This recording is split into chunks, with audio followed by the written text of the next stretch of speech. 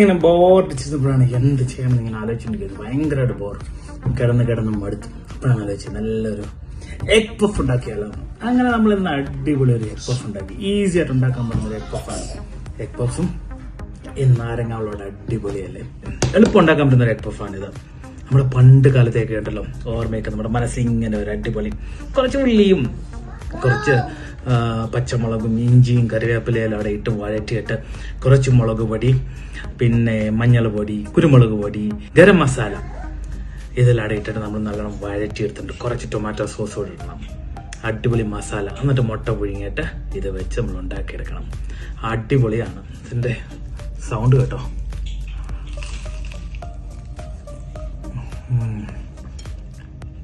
നല്ല ചൂട്, നല്ല ക്രിസ്പി.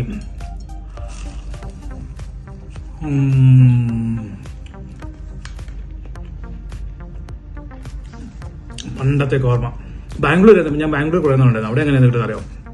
ഇതിനെ ഇങ്ങനെ കട്ട് ചെയ്യും, എന്നിട്ട് കുറച്ച് ടൊമാറ്റോ സോസ് ഒഴിച്ചിട്ട് ചെയ്തു. അടിപൊളിയായിരുന്നു അതും. ആഹാ, എന്നിട്ട് കുറച്ച് നാരങ്ങളും. നിങ്ങളും പോയോ പഴയ സ്കൂൾ കാലത്തിലേക്കൊക്കെ? അങ്ങനെ ഏറ്റവും കൂടുതൽ സ്കൂൾ കാലഘട്ടത്തിൽ കഴിക്കുന്ന സാധനമാണ് പപ്സൊക്കെ.